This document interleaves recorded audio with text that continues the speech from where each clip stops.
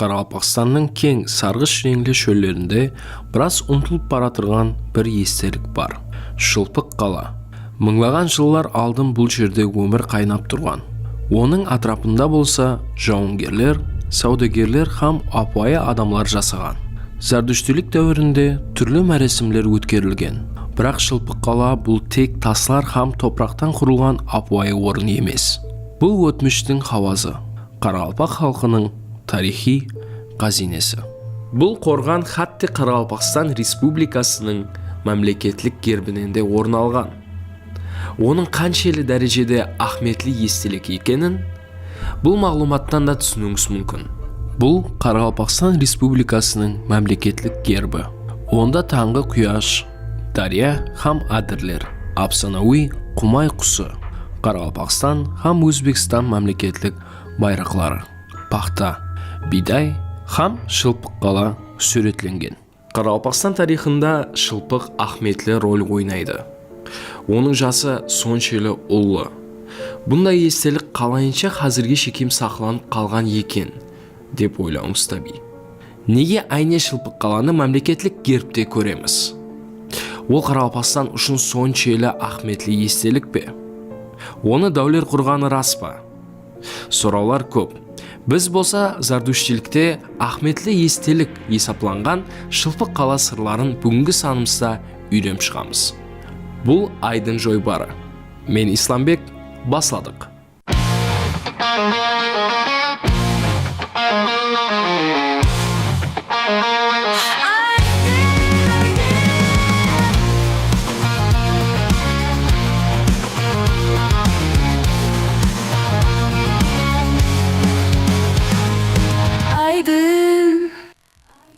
Жасы 2200 жылдан артық болған Шылпық Нүкістен 43 километр құбылада.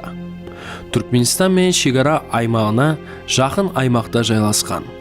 Биіктігі 15 метрді, диаметрі болса 65 метрді құрайды. Ойлы балентлі төбелік үстінде жайласқан Шылпықты төбесіз домалақ мұнара десек те болады. Яки болмаса төңкерілген кесе көрінісінде еслетеді. Шылпық сөзінің мәнісі ескі түрки тілмен байланысты есептелінеді. Және айрым мағлұматларға қарағанда, Шылпық жұлдызларды бақылайтын астрономиялық орын ретінде де келтіріледі. Оның қандай құрылғанлығын һәм улума оның тарихы бойынша апсаналар жеткілікті. Апсаналарға болса кейінірек тоқталамыз. Шылпықтың құрылыс формасы да жүдә өзгеше. Басқа қорғанларға ямаса мұнараларға улума ұқсамайды. Мұнараның тикарғы бөлегінен дария тәрепке жол түскен. Атрапы суменен оралған. Ішкі бөлегі болса үлкен кіші ойпатылықтардан ібарат. Мұнараның айемде не мақсетте қолданылғанын зардүштілік дініменен байланыстырады. Сол дәуірде Шылпық қайсыдыр мәністе әулиеге ұқсас вазипаны атқарған. Археологлар бұл жерден айемгі жерлеу дәстүрлеріне тәң естеліктерді тапқан.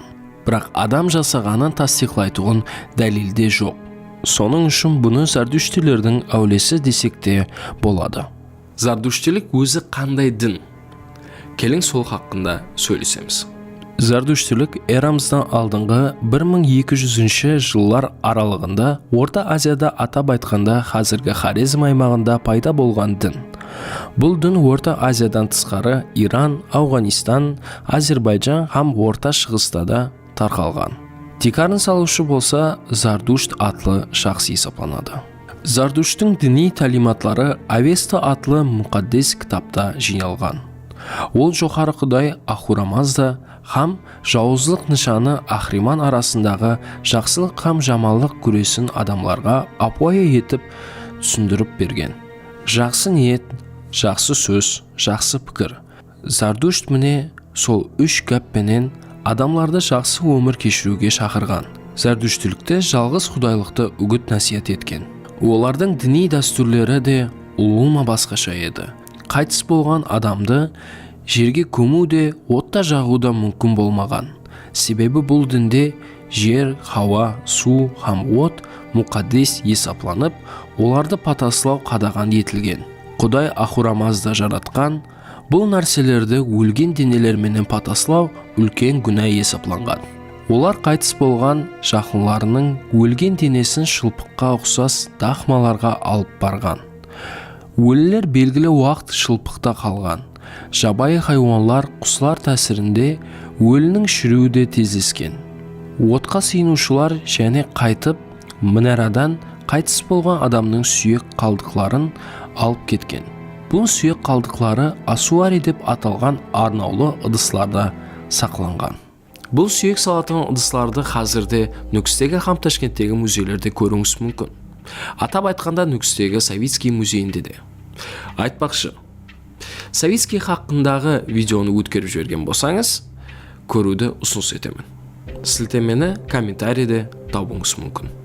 Құласа араплар келіп, орайлық Азияда ислам діні кіріп келеменге шекем, шылпық зардүштілер үшін жерлеу орны болған. Одан кейін болса 7-ші әсірде араплар келуменнақ мұнарадағы зардүштілер істейтұғын жұмыслар тоқтап қалған. Басқа мақсетлерде пайдаланған естелікке зиян жеткен. 9-10 асырлерде Айемгі Хорезмнің гүллеген дәуірінде шылпық қайта оңланған. Айрым зерттеушілердің айтуына қарағанда, шылпықтан Хорезм шахлар мемлекеттің басқа қорғануларменен хабар алмасу үшін һәм қорғану мұнарасы ретінде пайдаланған. Оның қысқаша тарихы сондай. Ал басқа бір мағлұматлар да болса, шылпық бұрын жау жақынласқанда, каруан келтірганда бір жерден екінші жерге белгі беретін қарауыл төбе болғанлығы айтылады. Ендігі нәубет болса, бағана айтқанымдай шылпық хақындағы аңызларға. Жергілікті халық, әсіресе жасы үлкен адамлар шылпықтың құрылысын афсанауи дәуірлер менен байланыстырады. Халық арасындағы бір рауаятқа көре, бұл қорғанды Хожы Мүлк атлы дәу құрған. Оның не мақсетте қорғанында белгісіз. Және бір басқа афсанаға көре, оны Қараүтін Алп деген дәу құрған. Соның үшінде базы бір мағлұматларда оны дәу төбе, дәудің төбесі деген аты болғанында айтады. Бұларды Апуай халық арасындағы ертеклер деп айту мүмкін. Атақлы венгер тарихшы алымы Армениус Вамбери өз шығармасында жазуына қарағанда, шылпық Айемде жүдә беккем қорған болған. Сол дәуірдегі бір патшаның қызы әкесінің қызметкерін жақсы көріп қалады. Әкесі қарсы шыққан. Малика болса шылпық қаладан баспана табады. Сусыздылықтан қиналған екі ашық шылпық жайласқан төбеліктен дарияға қарай жер асты жолын қазады. Дарияға шекем қазылған жер асты жолы қазірге шекем бар. Айне сол рүваятта Вамберида өз естеліктерінде айтып өткен. Бұл тек қана көрін, тикарынан естелік тарихы болса, ұлыма басқаша болуы мүмкін. Шылпық тарихын үйрену өткен әсірде басланған. 1940 жылда академик Толстов басшылығында археологиялық экспедиция аймақтан бірнеше асуариларды тапқан. Қызық тарепі сонда шылпық қалаға тек қана ақ сүйек ямаса қандайдыр хүкімдар династиядағы адамлардың асуарилері алынған болуы мүмкін. Себебі онда басқа жерлеу орынларына ұқсап жүдә көплеген асуарилер табылмаған. Бұл да шамалаулардың бір бөлегі тек. Және бір мағлұматларға көре 20-ші асырдың басларында шылпық қала атрапында бүткіл халық сейілдері өткеріліп тұрған. Наурыз, ұлақ сияқлы сейілдерде де халық естелікке жақын орынларда жиналып тұрған. Қазіргі күнде болса комплекстің 30-40% атрапындағы бөлімлері сақланып қалғанын көру мүмкін. Өткен 2000 жыл уақыт ішінде табиғат күштерімен күрескен шылпықты сақлап қалуымыз шарт. Оған болған саяхатшылар ағымында асыру керек. Саяхатшылар келуі жақсы, бірақ айрым қағидаларға әмел қылуда керек.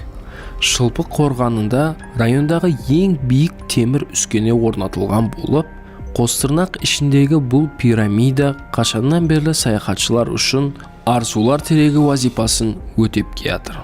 Бұндан 4 жыл алдын карантин уақытында шылпыққа келген адамлар медициналық нықапларын қандайдыр тілек айтып, міне сол темір үскенеге байлап кеткен. Туры, бұл апуай әдет ямаса қызықлы жағыдай сезілуі мүмкін. Бірақ қолданылған медициналық нықаплардың зияны хақында ойлап көру мүмкін емес. Сонда айтып өту керек, шылпықты көруге келгендер экологияға зиян жеткермеу керек. Шылпық бойынша тарихи мағлұматлар көп емес. 19 асырде өлкемізде болған ілімпазлар, суретшілер өздерінің естеліктерінде шилпик, шилпак һәм шелпак атамаларменен жазып қалдырған. Сондай-ақ 1899 жылда саяхатшы Олле Олафсон естеліктің қасынан қайықта жүзіп өткен. Кітабында болса ол төмендегілерді жазып қалдырады.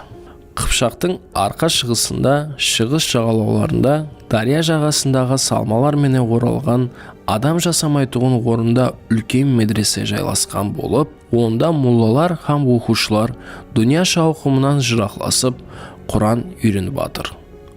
Тек биік, домалақ ылай диуалдан ібарат болған кіші қорған, ітімал, бұл аймақларды 12 асырде Шыңғысхан командирлігі астында басып алған әскер тарапынан құрылған кәпір қорған есапланады. Бұл мағлұматларды 1873 жылда Шылпыққа жақын аймаққа барған белгілі суретші Николай Николаевич Каразин өз шығармасында міне бұл суретті сызған.